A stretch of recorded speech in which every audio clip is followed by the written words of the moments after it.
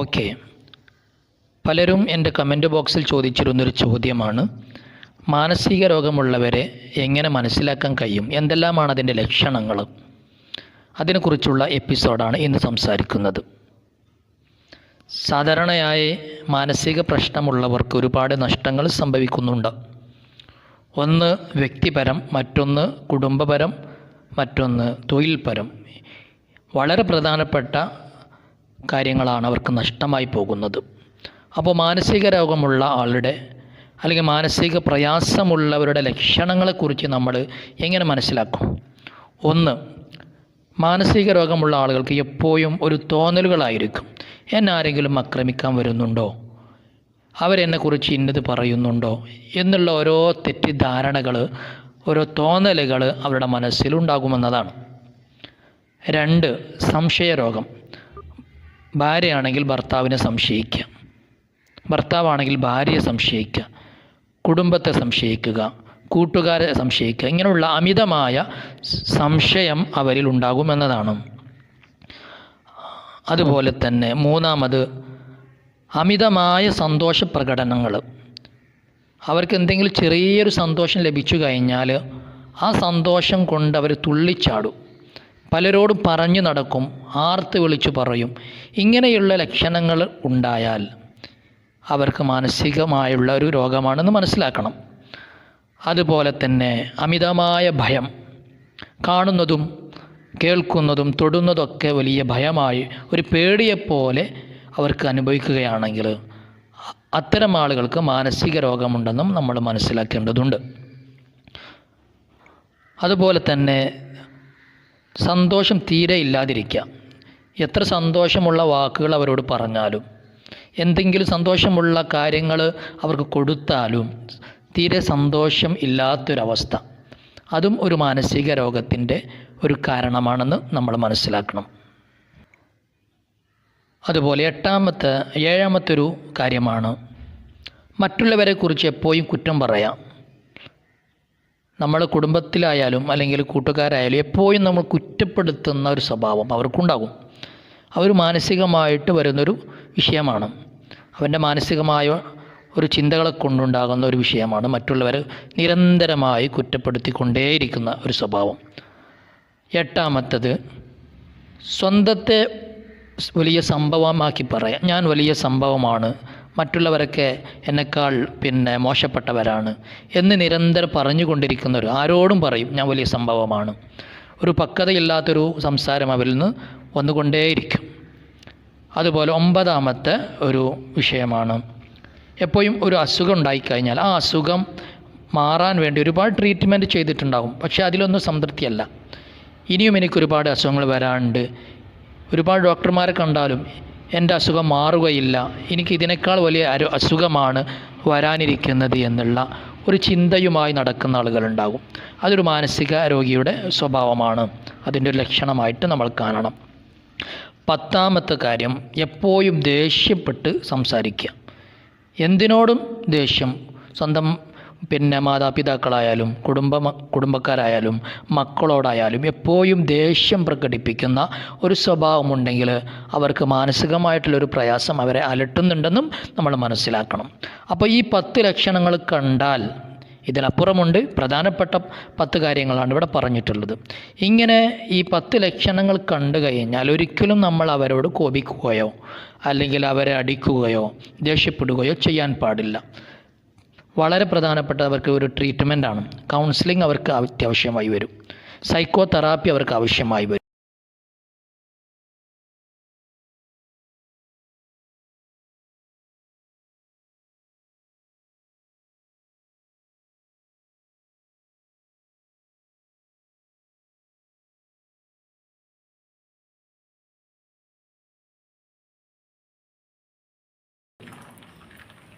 ഭാര്യ അല്ലെങ്കിൽ ഭർത്താവ്, ഇവരുടെ പ്രകൃതം എങ്ങനെ നമുക്ക് മനസ്സിലാക്കിയെടുക്കാൻ പറ്റും?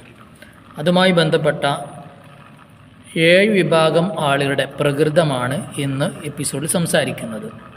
പ്രകൃതം നമ്മൾ മനസ്സിലാക്കി കഴിഞ്ഞാൽ അവരോട് എങ്ങനെ പെരുമാറണമെന്ന് നമുക്ക് മനസ്സിലാക്കാൻ പറ്റും. അത് വളരെ പ്രധാനപ്പെട്ടതാണ്. ഒരാളുടെ പ്രകൃതം മനസ്സിലാകാതെ നമ്മൾ അവരോട് സംസാരിക്കുമ്പോൾ നമ്മൾ ഉദ്ദേശിച്ചത് എന്താവില്ല, ചിലപ്പം തിരിച്ചു കിട്ടണമെന്നില്ല, അല്ലെങ്കിൽ നമ്മൾ പറഞ്ഞത് അംഗീകരിക്കണമെന്നില്ല. അപ്പോൾ ആദ്യം നമ്മൾ മനസ്സിലാക്കേണ്ടത് ഓരോ ആളുകളുടെയും പ്രകൃതം മനസ്സിലാക്കുക എന്നതാണ്. അതിൻ്റെ ചില ലക്ഷണങ്ങളാണ് ഇനി പറയാൻ പോകുന്നത്. ഒന്നാമത്തെ വിഭാഗം ബഹിർമുഖർ എന്ന് പറയുന്ന ഒരു പ്രകൃതക്കാരാണ്. ഇവരുടെ പൊതുവായിട്ട് സ്വഭാവം എന്താണ്? നല്ല ഹാപ്പിയുള്ളവരായിരിക്കും, സന്തോഷമുള്ളവരായിരിക്കും, കാര്യങ്ങളൊക്കെ തുറന്നു പറയാൻ നല്ല കഴിവുള്ളവരായിരിക്കും. അതുപോലെ തന്നെ പ്രശ്നങ്ങളെക്കുറിച്ച് കുറേയൊക്കെ അവബോധമുള്ള ആളുകളായിരിക്കും ബഹിർമുഖർ എന്ന് പറയപ്പെടുന്ന ഈ വിഭാഗം ആളുകൾ. അതുപോലെ രണ്ടാമതൊരു വിഭാഗമാണ് അന്തർമുഖർ. ഇവരുടെ സ്വഭാവം എന്താണ്? മറ്റുള്ളവരോട് ഇടപഴകുന്നിടത്ത് വളരെ മടി കാണിക്കുന്നവരായിരിക്കും. പലപ്പോഴും ഏകാന്തത ഇഷ്ടപ്പെടുന്നവരായിരിക്കും അവർ. അതുപോലെ തന്നെ എന്തെങ്കിലും ചോദിച്ചാൽ മാത്രം പ്രതികരിക്കുന്ന ആളുകൾ, ഇവരാണ് അന്തർമുഖർ. ഇവരുടെ പ്രകൃതം ഈ ഒരു രീതിയിലായിരിക്കും ഉണ്ടാവുക. മൂന്നാമത്തെ ഒരു വിഭാഗമാണ് ന്യൂറോട്ടിക് പ്രകൃതം. ഇവർക്ക് വളരെ തൻ്റെ ഇടം കുറവായിരിക്കും. അതോടൊപ്പം തന്നെ ഭയങ്കര സംശയമുള്ള ആളുകളായിരിക്കും. എപ്പോഴും ടെൻഷൻ ഇങ്ങനെ നിറഞ്ഞു നിൽക്കുന്നൊരു മുഖഭാവമായിരിക്കും അവർക്ക് ഉണ്ടാവുക. ഒരാളുണ്ടാക്കുന്ന അല്ലെങ്കിൽ വലിയ പ്രതിസന്ധി സൃഷ്ടിക്കപ്പെടുന്ന ഒരു വിഭാഗമായിരിക്കും ഇവർ. അവർക്കാണ് ന്യൂറോട്ടിക് പ്രകൃതം എന്ന് പറയുന്നത്. ഒരു വിഭാഗമാണ് ഹിസ്ട്രീറ്റിക് പ്രകൃതം. ഇവർക്ക് എന്താണ് പ്രശ്നം? വ്യക്തിത്വം പൂർണ്ണമായിട്ട് വികസിക്കാത്ത ആളുകളായിരിക്കും. കൂടുതൽ വിഭാഗത്തിലധികം സ്ത്രീകളാണ് ഉണ്ടാവുക. അപ്പോൾ നിസ്സാര പ്രശ്നങ്ങൾക്കൊക്കെ കോപിതനാകുന്ന അവസ്ഥ, തുള്ളിച്ചാടുന്ന അവസ്ഥ, പ്രശ്നങ്ങൾ സൃഷ്ടിക്കുക, അതുപോലെ വീട്ടിലുള്ള വസ്തുക്കൾ നശിപ്പിക്കുക, ഇതധികവും കുട്ടികളിലുണ്ട്, സ്ത്രീകളിലുമാണ് വളർന്നു വരുന്നത്. ഇവിടെ മറ്റൊരു വിഷയം എന്ന് പറഞ്ഞാൽ നല്ല ശ്രദ്ധ ഉണ്ടായിരിക്കും. മറ്റുള്ളവരിൽ നിന്ന് അംഗീകാരവും പരിഗണനയും കിട്ടണമെന്ന് ആഗ്രഹിക്കുന്നവരായിരിക്കും. മറ്റൊരു വിഭാഗമാണ് അധിക ഉന്മാദം എന്ന് പറയും. ഇവരുടെ പ്രകൃതി എന്ന് പറഞ്ഞാൽ തികച്ചും മനോരോഗിക്ക് തുല്യമായിരിക്കും. ചില മാനസിക രോഗങ്ങൾ ഉള്ളതുപോലെ ആയിരിക്കും. അത് ആവശ്യമില്ലാതെ കലി തുള്ളുന്ന സ്വഭാവം, അലറി വിളിക്കുക, ചീത്ത വിളിക്കുക, ഇങ്ങനെയുള്ള പെരുമാറ്റങ്ങളായിരിക്കും അവരിൽ നിന്ന് കാണാൻ കഴിയുക. അവരോട് ഇടപഴകുമ്പോൾ ബോധമില്ലാതെ പെരുമാറുക, ഇങ്ങനെയുള്ള ഒരുപാട് പ്രയാസങ്ങളായിരിക്കും അധിക ഉന്മാദമുള്ള ആളുകളിന് അവരുടെ പ്രകൃതി എന്ന് പറയുന്നത്. മറ്റൊരു വിഭാഗമാണ് പാരനോയിക് പ്രകൃതം. ഇവരുടെ സ്വഭാവം എന്താണ്? എപ്പോഴും സംശയമുള്ള ആളുകളായിരിക്കും. സംശയ ബുദ്ധിയുള്ളവരായിരിക്കും. സ്വന്തം ഭാര്യയെ സംശയിക്കുക, കുടുംബത്തെ സംശയിക്കുക, കൂട്ടുകാരെ സംശയിക്കുക, ഇങ്ങനെയുള്ള പ്രകൃതിക്കാരായിരിക്കും അവർ. ഇങ്ങനെ സംശയങ്ങൾ വെച്ച് പുലർത്തി അത് പ്രകടിപ്പിച്ച് പ്രശ്നങ്ങൾ ഉണ്ടാക്കുക, ഇതാണ് ഇത്തരക്കാരുടെ സ്വഭാവം. ഏഴാമത്തൊരു വിഭാഗമാണ് അഹം കേന്ദ്രീകൃതം എന്ന് പറയും. അഹം കേന്ദ്രീകൃതം, അതായത് ഇവരുടെ സ്വഭാവം എന്ന് പറഞ്ഞാൽ എന്താണ്? സ്വന്തത്തെ പുകഴ്ത്തുന്ന ആളുകളായിരിക്കും. ഏറ്റവും കൂടുതൽ പരിഗണന ആഗ്രഹിക്കുന്നവരായിരിക്കും അവർ. സ്വന്തം പരിഗണന മറ്റുള്ളവരിൽ നിന്ന് ആഗ്രഹിക്കുന്നവരായിരിക്കും. അതുപോലെ തന്നെ ആരെങ്കിലും എന്തെങ്കിലും പറഞ്ഞു കഴിഞ്ഞാൽ തന്നെ അതിന് അംഗീകരിക്കൂല. ആരെന്ത് പറഞ്ഞാൽ എനിക്കൊന്നും സംഭവിക്കൂല, ഒരു പ്രശ്നമില്ല എന്ന് ചിന്തിക്കുന്ന ആളുകളായിരിക്കും. ഇവർക്ക് പങ്കാളികൾക്കിടയിൽ വലിയ പ്രശ്നങ്ങളുണ്ടാവും. ഭാര്യക്കാണോ അല്ലെങ്കിൽ ഭർത്താവിനാണോ ഈ സ്വഭാവം ഉള്ളതെങ്കിൽ അവരുടെ ദാമ്പത്യ ജീവിതത്തിൽ വലിയ പ്രശ്നങ്ങൾ സംഭവിക്കുന്നതാണ്. കാരണം എന്താ? സ്വന്തത്തെ ഇഷ്ടപ്പെടുകയാണ്, മറ്റുള്ളവർക്കൊന്നും അംഗീകാരം കൊടുക്കൂല. ഇവിടെ ഭാര്യയ്ക്ക് അംഗീകാരം കിട്ടാത്തൊരവസ്ഥയായിരിക്കും ഉണ്ടാവുക. അപ്പം ഇത്തരക്കാരെ നമ്മൾ മനസ്സിലാക്കേണ്ടതുണ്ട്.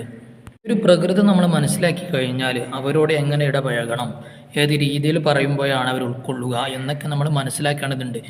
ഈ ഏഴെണ്ണല്ല, ഒരുപാട് പ്രകൃതക്കാർ ഇനിയും ഉണ്ട്. അപ്പോൾ ഇതൊക്കെ നമ്മൾ മനസ്സിലാക്കുമ്പോഴാണ് നമ്മുടെ ജീവിതത്തിൽ നമ്മൾ ആരോടാണ് ഇടപഴകുന്നത്, അവരോട് നല്ല സന്തോഷകരമായ മറുപടി കിട്ടണമെങ്കിൽ, ഒരു കാര്യം അവരോട് പറയണമെങ്കിൽ ഇത്തരം പ്രകൃതക്കാരെ നമ്മൾ മനസ്സിലാക്കണം. അപ്പോൾ ഒന്നിരിക്കൽ നമ്മളെ ഭാര്യ ഇത്തരം പ്രകൃതക്കാരാവും, അല്ലെങ്കിൽ ഭർത്താവ് ഇത്തരം പ്രകൃതക്കാരാവും, അല്ലെങ്കിൽ കുടുംബത്തിൽപ്പെട്ട മക്കളോ ആരെങ്കിലുമൊക്കെ ഈ രീതിയിൽ വളർന്നവരായിരിക്കും. അപ്പോൾ നമ്മളതൊക്കെ മനസ്സിലാക്കി ഇടപഴകുക എന്നതാണ്. അടുത്ത എപ്പിസോഡായിട്ട് വീണ്ടും കാണാം. അസ്സലാമു അലൈക്കും വറഹ്മത്തുള്ളാഹി വബറകാതുഹു. പലപ്പോഴായി ഭാര്യ ഭർത്താക്കന്മാർ തമ്മിലുള്ള പ്രശ്നങ്ങൾ, മരുമകൾ അമ്മായിമ്മ തമ്മിലുള്ള പ്രശ്നങ്ങൾ, രക്ഷിതാക്കളും കുട്ടികളും തമ്മിലുള്ള പ്രശ്നങ്ങൾ, ഇതൊക്കെ എന്തുകൊണ്ടുണ്ടാകുന്നു? ഇതിനൊക്കെ പിന്നിൽ ഒരുപാട് കാരണങ്ങളുണ്ട്. ഞാൻ പറയുന്ന ഈ കാര്യങ്ങൾ നിങ്ങൾ 100% അംഗീകരിക്കുന്നില്ല എങ്കിൽ, യോജിക്കുന്നില്ല എങ്കിൽ നിങ്ങൾക്ക് കമൻറ്റ് ബോക്സിൽ അഭിപ്രായം അറിയിക്കാവുന്നതാണ്. ഇപ്പോൾ പറഞ്ഞു വരുന്നത്, ഒരു ഭാര്യയും ഭർത്താവും തമ്മിൽ എന്തുകൊണ്ട് പ്രശ്നങ്ങൾ സംഭവിക്കുന്നു?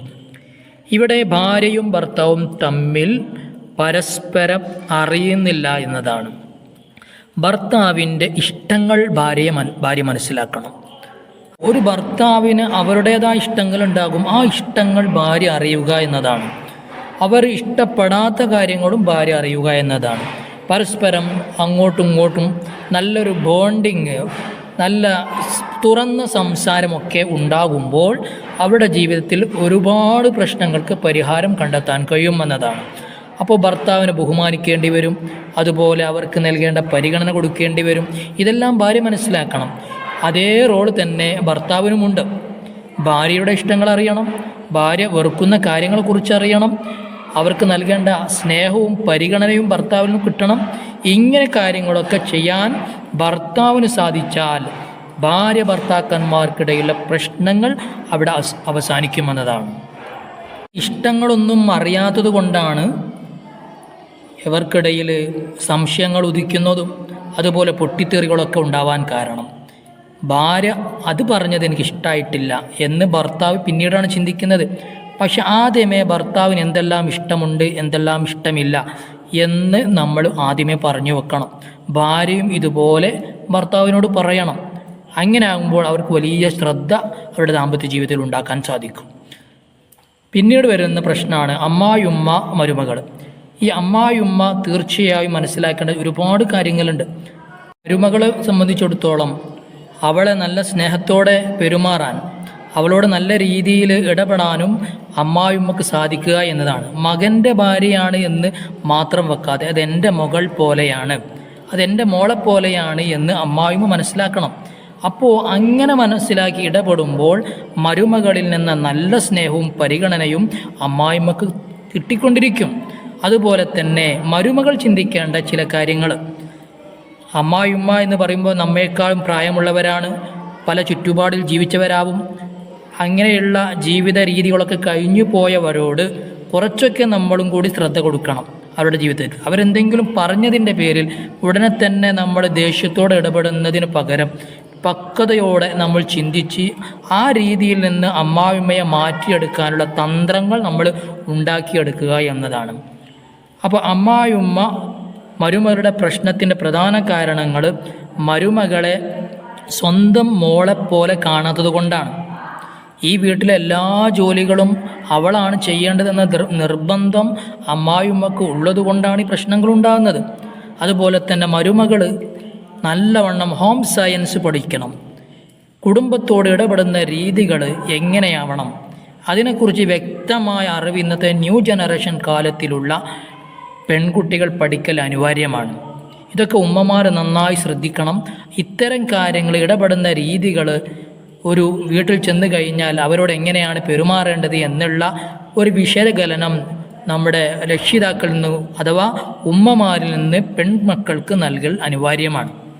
അവരുടെയും സാഹചര്യങ്ങളെ മനസ്സിലാക്കി അവരുടെ ഇഷ്ടങ്ങൾ മനസ്സിലാക്കി എന്ത് പറയുമ്പോഴാണ് അമ്മായിമ്മക്ക് ദേഷ്യം വരുന്നത്, അതുപോലെ തന്നെ മരുമകളോട് എന്ത് പറയുമ്പോഴാണ് ദേഷ്യം വരുന്നത്, എന്ത് പറയുമ്പോഴാണ് ഹാപ്പി വർദ്ധിപ്പിക്കുന്നത്, ഇങ്ങനെയുള്ള സാഹചര്യങ്ങൾ പഠിച്ചെടുക്കൽ അനിവാര്യമാണ്.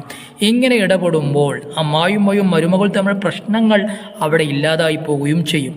ഇങ്ങനെയുള്ള ഒരുപാട് കാര്യങ്ങൾ നമ്മൾ മനസ്സിലാക്കിയാൽ കുടുംബത്തിലെ എല്ലാ പ്രശ്നങ്ങൾക്കും പരിഹരിക്കാൻ വളരെ എളുപ്പമാണ്. ഉത്തരവാദിത്തമാണ് എന്ന് ചിന്തിക്കാതെ അവരുടെ ഔദാര്യം കൊണ്ടാണ് ചെയ്യുന്നത് എന്ന് അമ്മായിമ്മമാർ മനസ്സിലാക്കേണ്ടതുണ്ട്. അങ്ങനെ ചിന്തിച്ചുകൊണ്ടുള്ള ഒരു ഇടപെടലുകളാകുമ്പോൾ സന്തോഷത്തോടെ സമാധാനത്തോടു കൂടെ ഒരു സ്വസ്ഥതയോടുകൂടെ ആ ഒരു വീട്ടിലൊരു അന്തരീക്ഷം സൃഷ്ടിച്ചു കഴിഞ്ഞാൽ രണ്ടു പേർക്കും അവരുടെ ഉത്തരവാദിത്വം അവരുടേതായ റോളിൽ അവർ തീർക്കും. അവരുടെ സാഹചര്യം പോലെ അവരുടെ ഓരോ ജോലികളും അവർ ചെയ്തു തീർക്കും. അവിടെ നമ്മൾ പരസ്പരം സ്വസ്ഥത ഉണ്ടാക്കിയെടുക്കുക എന്നതാണ്. അപ്പോൾ ഇവിടെ അമ്മായിമ്മമാരും നാത്തൂൻ പോരൊക്കെ വരാനുള്ള കാരണങ്ങൾ ഒരു മരുമകളുടെ റോൾ എന്താണ്, അവൾ എന്താണ് ഇവിടെ ചെയ്തു തീർക്കേണ്ടത് എന്ന് നമ്മൾ മനസ്സിലാക്കേണ്ടതുണ്ട്. ഇപ്പോഴും ഗർഭിണികളായ മരുമകളെ പ്രയാസപ്പെടുത്തുന്ന അമ്മായിമ്മമാരുണ്ട്. ഗർഭിണിയായിരിക്കുന്ന സമയത്ത് തന്നെ അവരോട് ജോലി നിർബന്ധപൂർവം ചെയ്യിപ്പിക്കുന്ന അമ്മായിമ്മമാരുണ്ട്. ഇത് വലിയ പ്രശ്നമാണ്. ഇതൊക്കെ വലിയ ശത്രുതയായിരിക്കും പിന്നീട് അവിടെ സംഭവിക്കുക. കാരണം ഗർഭ ഉള്ള സമയത്താകുമ്പോൾ കൂടുതൽ പരിഗണന ഈ അമ്മായിമ്മമാരുടെ ഭാഗത്ത് നിർബന്ധമായി ഉണ്ടാവണം. കാരണം ഉദരത്തിൽ വളരുന്ന ആ കുഞ്ഞിന് ഒരു കോട്ടും സംഭവിക്കരുത്, അതെൻ്റെ മകൻ്റെ ജീവനാണ്, അതെൻ്റെ മകളുടെ ജീവനാണ്, അതെൻ്റെ മകൻ്റെ ജീവനാണ്. ഈ രീതിയിൽ മകനാണ് എന്ന് എൻ്റെ പേരമകനാണ് എന്ന് ചിന്തിക്കുന്ന നല്ലൊരു മനസ്സിൻ്റെ ഉടമകളാവണം. അപ്പം അങ്ങനെ ഉള്ള ഒരു മരുമകളോട്, ഗർഭിണിയായിരിക്കുന്ന മരുമകളോട് പൂർണ്ണമായും സന്തോഷത്തോടെ അവരെ പ്രയാസപ്പെടുത്താതെ അവരുടെ സാഹചര്യങ്ങൾ മനസ്സിലാക്കി നമ്മൾ തന്നെ ആ വീട് വൃത്തിയാക്കുന്ന ഒരു അവസ്ഥയാണെങ്കിൽ അവർക്ക് ഭാരങ്ങളൊന്നും നൽകാതെ കാര്യങ്ങൾ ബുദ്ധിപരമായിട്ട് ചിന്തിച്ചുകൊണ്ട് ചെയ്യുമ്പോൾ ആ അമ്മായിമ്മമാരും അതുപോലെ മരുമകളും നല്ല ഐക്യത്തിലാകും. ഇങ്ങനെയാണ് ആ പ്രശ്നങ്ങൾ അവിടെ പരിഹരിക്കപ്പെടേണ്ടത്. രക്ഷിതാക്കളും കുട്ടികളും തമ്മിലുള്ള പ്രശ്നങ്ങൾ എന്തുകൊണ്ട് സംഭവിക്കുന്നു? കുട്ടികളുടെ സാഹചര്യങ്ങൾ മനസ്സിലാക്കാതെ അവരെ പഠിപ്പിക്കുന്നു. ഭക്ഷണം ആവശ്യമില്ലാതെ നിർബന്ധപൂർവം നമ്മൾ ഭക്ഷണം കൊടുക്കുന്നു. ഇങ്ങനെ തുടങ്ങി കുട്ടികളുടെ സാഹചര്യങ്ങൾ മനസ്സിലാക്കാതെ അവരെ ഇഷ്ടങ്ങൾ മനസ്സിലാക്കാതെ ഇടപെടുമ്പോഴാണ് കുട്ടികളും രക്ഷിതാക്കളും തമ്മിൽ പ്രശ്നങ്ങൾ അവിടെ ഉണ്ടാകുന്നത്. കുട്ടികളുടെ സാഹചര്യങ്ങൾ മനസ്സിലാക്കി ഇടപെട്ട് കഴിഞ്ഞാൽ കുട്ടികൾ നമ്മെ അനുസരിക്കും. നമുക്ക് എന്തെങ്കിലും ഒരു പ്രയാസം അവരുടെ ഭാഗത്തുണ്ടാകും, ഉടനെ തന്നെ നമ്മുടെ ദേഷ്യം അവർ പ്രകടിപ്പിക്കുകയാണ്. കുട്ടികളാകുമ്പോൾ വികൃതി ഉണ്ടാവും, പല നിലക്കും അവർ ശബ്ദിക്കും, പല നിലക്കും അവരിടപെടും. പക്ഷേ ബുദ്ധിയുള്ള നമ്മൾ മനസ്സിലാക്കി നമുക്കും ചെറുപ്രായം കഴിഞ്ഞു പോയതാണ് എന്ന് മനസ്സിലാക്കിക്കൊണ്ട് കുട്ടികളുടെ ആ പ്രായത്തിന് ഒത്തുള്ള സംസാര രീതികൾ, അവരോട് ഇടപഴകുന്ന രീതികൾ മെച്ചപ്പെടുത്തി കഴിഞ്ഞാൽ വിദ്യാർത്ഥികളും രക്ഷിതാക്കളും തമ്മിലുള്ള പ്രശ്നങ്ങൾ അവിടെ അവസാനിക്കുമെന്നതാണ്. ചുരുക്കി പറഞ്ഞാൽ എല്ലാ പ്രശ്നങ്ങൾക്കും ഓരോ കാരണങ്ങളുണ്ടാവും. അതിൽ പ്രധാനപ്പെട്ടതാണ് നമ്മൾ ചിന്തിക്കുന്നതാണ് എല്ലാം ശരി എന്ന് ചിന്തിക്കുന്നത് തന്നെ പ്രശ്നമാണ്. ഞാൻ വിചാരിക്കുന്നതാണ്, ഞാൻ ചെയ്യുന്നതാണ് എല്ലാം ശരി, 100% ശരിയെന്ന് നമ്മൾ വിശ്വസിക്കുന്നു. അത് തന്നെ തെറ്റായിട്ടാണ് ഈ ഒരു പ്രശ്നത്തിന് കാണേണ്ടത്.